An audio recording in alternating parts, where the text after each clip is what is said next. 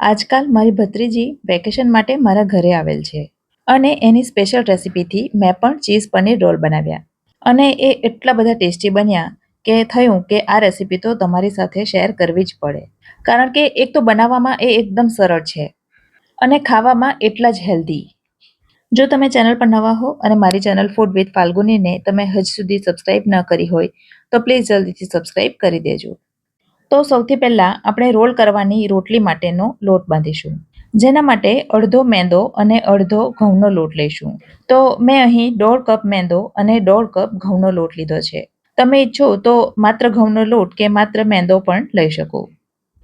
હવે એમાં 1/2 ટીસ્પૂન મીઠું ઉમેરીશું અને મોણ તરીકે 4 ટીસ્પૂન તેલ ઉમેરીશું.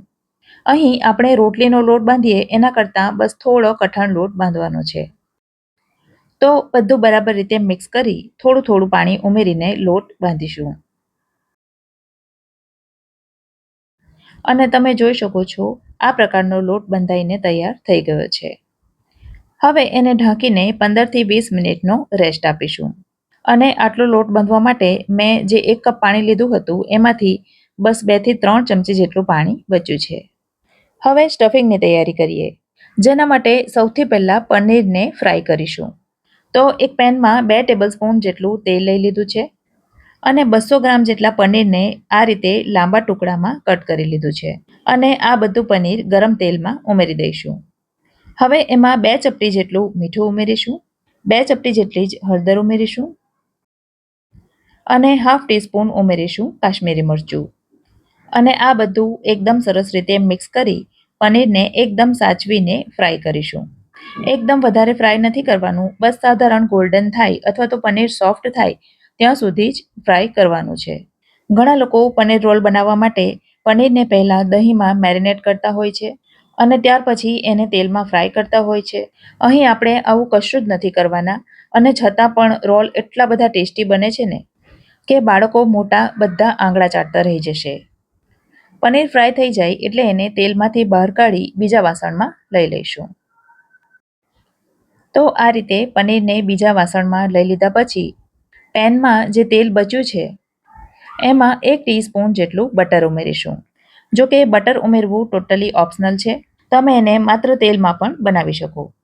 તેલ બટર ગરમ થાય એટલે હવે અહીં મેં લીધા છે ચોપ કરેલા આદુ, લસણ અને મરચાં. તો 1 ટીસ્પૂન જેટલું ચોપ કરેલું આદુ, 1 ટીસ્પૂન જેટલું લસણ અને 1 ટીસ્પૂન કરતાં થોડું ઓછું લીલું મરચું લીધું છે. ત્રણેયને લગભગ અડધી મિનિટ સુધી એમની કચાશ દૂર થાય ત્યાં સુધી સાંતળી લઈશું. હવે 2 મીડિયમ સાઇઝની ડુંગળીને જુલિયન્સમાં કટ કરી છે અને એ ઉમેરીશું અને ડુંગળીને પણ લગભગ અડધી મિનિટ સુધી સાંતળીશું. હવે એક ગાજરને મોટા કાણાવાળી ખમણીથી ખમણી લીધું છે અને એ ઉમેરીશું. એ થોડું મિક્સ કરી લાંબા ટુકડામાં કટ કરેલું કેપ્સિકમ ઉમેરીશું. અહીં એક મીડિયમ સાઇઝના કેપ્સિકમને મેં આ રીતે લાંબા ટુકડામાં કટ કર્યું છે. હવે આ બધું 1 થી 2 મિનિટ સુધી સાંતળવાનું છે, કારણ કે આ ત્રણેય શાકભાજીઓ એવા છે કે થોડા ઘણા કાચા રહે તોય વાંધો નહીં. કાચા શાકભાજીનો ક્રંચ આમ પણ સારો લાગે છે. હવે અહીં મેં લીધો છે શેઝવાન સોસ. તો અડધા કપ જેટલો શેઝવાન સોસ લીધો છે અને એ બધો અંદર ઉમેરી દઈશું. જો શેઝવાન સોસ અવેલેબલ ન હોય તો એના બદલે તમે શેઝવાન ચટણી પણ લઈ શકો છો.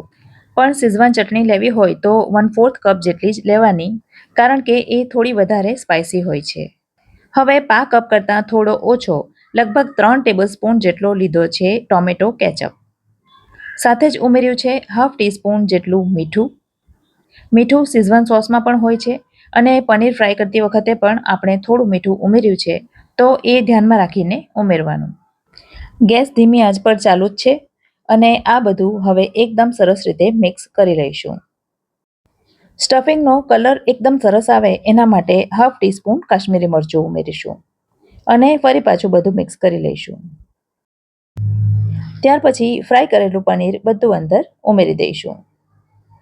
હવે પનીર તૂટે નહીં એ રીતે સાચવીને બધું મિક્સ કરીશું. એટલે હવે આ પનીર રોલનું ખૂબ જ ટેસ્ટી સ્ટફિંગ બનીને તૈયાર છે. અહીં આપણે 3 પ્રકારના શાકભાજીઓ ઉમેર્યા છે. પણ સ્ટફિંગ તૈયાર થઈ ગયા પછી જરાય ખબર નથી પડવાની કે આમાં કયા કયા શાકભાજીઓ છે. માટે બાળકો શાકભાજીઓ નહીં ખાશે એવું કોઈ ટેન્શન નથી. ગેસ બંધ કરી દઈશું અને રોટલીનો જે લોટ તૈયાર કર્યો છે એ તરફ જઈએ. સૌથી પહેલાં તો લોટને એકદમ સરસ મસળી લઈશું અને ત્યાર પછી એમાંથી રોટલી જેવા લુવા તૈયાર કરીશું. હવે પાટલી ઉપર થોડો કોરો લોટ લઈ જે રીતે આપણે રોટલી વણીએ છીએ બસ એ જ રીતે એને વણી લઈશું. સાદી રોટલી જ વણવાની છે, કોઈ લચ્છાવાળી રોટલી વણવાની જરૂર નથી.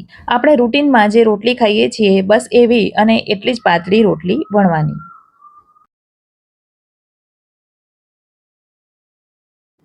અને કોઈ પણ નોનસ્ટિક અથવા લોખંડના તવા ઉપર એને શેકી લેવાની. તવા ઉપર મૂકીએ અને થોડા બબલ્સ આવે એટલે એને ટર્ન કરી દેવાનું. 1-2 મિનિટ થાય એટલે બંને તરફ તેલ લગાવી શેકી લેવાનું અને બંને તરફ થોડા થોડા ગોલ્ડન સ્પોટ આવે ત્યાં સુધી એને શેકવાની. વધારે પડતી કડક ન થઈ જાય એનું ધ્યાન રાખવાનું, નહીં તો પછી ખાવાની મજા નહીં આવે. અને એ રીતે બધી રોટલી વણી લેવાની. ચાલો તો ફટાફટથી હવે પનીર રોલ તૈયાર કરીએ. જેના માટે એક પ્લેટમાં એક રોટલી લઈ લેવાની અને એના ઉપર 1/2 ટીસ્પૂન જેટલો શેઝવાન સોસ અને 1/2 ટીસ્પૂન જેટલો ટોમેટો કેચઅપ લઈ લેવાનો. બંનેને રોટલી ઉપર એકદમ સરસ રીતે સ્પ્રેડ કરી દેવાનું. ત્યાર પછી એની વચ્ચોવચ્ચ આપણે જે સ્ટફિંગ તૈયાર કર્યું છે એ થોડું થોડું પાથરી દેવાનું. અને જો તમારે સાદો પનીર રોલ ખાવો હોય તો બંને તરફથી રોટલી ફોલ્ડ કરો એટલે હવે એ ખાવા માટે તૈયાર છે. પણ જો તમારે ચીઝ પનીર રોલ બનાવવો હોય તો એ કઈ રીતે બનાવવો એ પણ જોઈ લઈએ. તો સૌથી પહેલાં એ જ રીતે રોટલી ઉપર શેઝવાન સોસ અને ટોમેટો કેચઅપ બંને મિક્સ કરીને સ્પ્રેડ કરી દેવાના. વચ્ચે જે સ્ટફિંગ તૈયાર કર્યું એ મૂકી દેવાનું. સ્ટફિંગની ક્વોન્ટિટી પણ તમે તમારી રુચિ પ્રમાણે વધતી ઓછી કરી શકો છો. હવે આ સ્ટફિંગની ઉપર થોડું થોડું મેયોનીઝ મૂકી દેવાનું. જો તમે મેયોનીઝ ન ખાતા હો તો એના બદલે ચીઝ સ્પ્રેડ લઈ શકો. અને હવે એના ઉપર પ્રોસેસ ચીઝ છીણી લઈશું. ચીઝ માટે કોઈ લિમિટ નથી, તમને જેટલી ગમે એટલી લઈ શકો. બંને તરફથી ફોલ્ડ કરીશું એટલે હવે આ ચીઝ પનીર રોલ તૈયાર છે. બાળકોને જો તમે આ રીતે એકવાર બનાવીને આપશો તો પીઝા, બર્ગર બધું ભૂલી જશે. પ્રોટીન અને કેલ્શિયમથી ભરપૂર છે તો બાળકો ગમે એટલા ખાય, આપણને કોઈ ટેન્શન નથી. રેસીપી ગમી હોય તો વિડીયોને લાઇક કરજો અને તમારા સર્કલમાં શેર કરજો. ફરી મળીશું આવી જ એક નવી રેસીપી સાથે. ત્યાં સુધી મને રજા આપો. આવજો.